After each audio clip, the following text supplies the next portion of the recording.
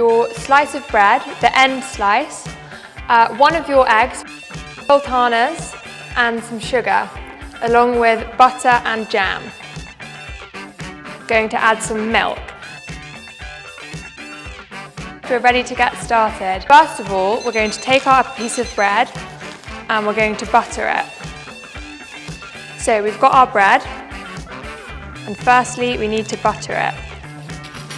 So we've got our knife. We're just going to spread the butter all across. And you can use the whole packet of butter, you can be generous. There we go, so it's nicely buttered. And next, we're going to take our jam pot, but we're only going to use half the pot of jam. Now that we've got our bread buttered and jammed, we're going to cut it into cubes. So we want the cubes to be about the size of this bit of your thumb maybe, or the width of a knife. So for my bread, that cuts into, I'm going to say, about 4 slices along. And then we're making cubes, remember? So probably about 4 slices this way as well. We're nearly there.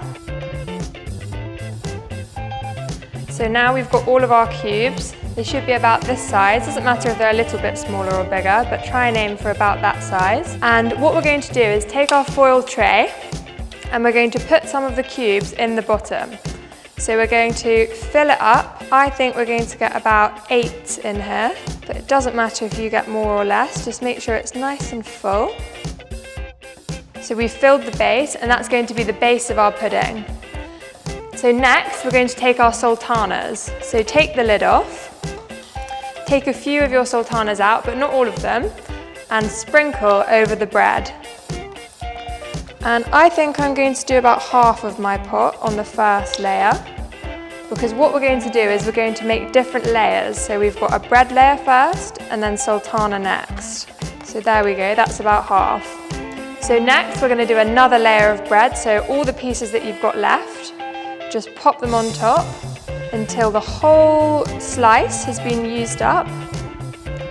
So then we've got another bread layer, and finally get all the sultanas left and sprinkle them nice and evenly all over the pudding, so that with every mouthful you get a little bit of sultana and a little bit of bread.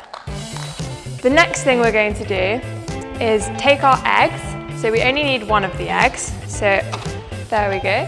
Take one of our eggs, and we're going to need something to crack the egg into. Now I've got a jug, but you could use a bowl or maybe a large cup if you don't have anything else. So a nice hard tap, crack the egg, put the shell to the side or in the bin, whisk the egg. So as you can see, it's all separated. We've got the yolk and the white. But what we want to do is whisk it nice and quickly like this, so that it all mixes into one. There we go. So as you can see, it's all mixed together. And next, going to add some milk. Now, if you don't have any milk at home, it's not the end of the world. You can use some water, but just use half the amount of water as we've used milk. So we've got some milk from the fridge here, and we're just going to pour it up so it's nearly at the top. There we go, that should do. We don't want it to overflow, but just nearly at the top, and we're going to add this to our egg. We're going to add some sugar to make the pudding nice and sweet. So take your pot of sugar and find a teaspoon. So make sure you've got the right size, it's the very little one. And we're going to put 3 teaspoons of sugar in. That's 1, that's 2, and that's 3. And now it's really important to whisk as fast as you can, because we want all the sugar and the milk to mix nicely with the egg. So they're all one liquid combined. I think that that's all mixed together now.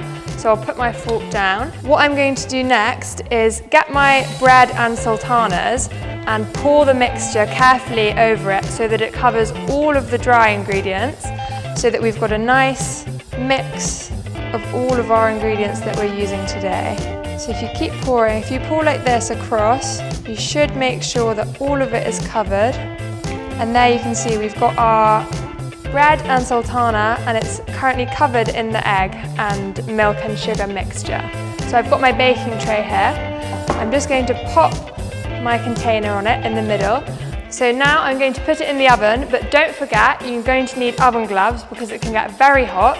If you don't have oven gloves, you can use something like a tea towel or something that's thick enough to make sure you don't hurt your hands, or ask an adult to help you because the oven is very hot. We're going to put this in at a preheated oven of 180 degrees or gas mark 5.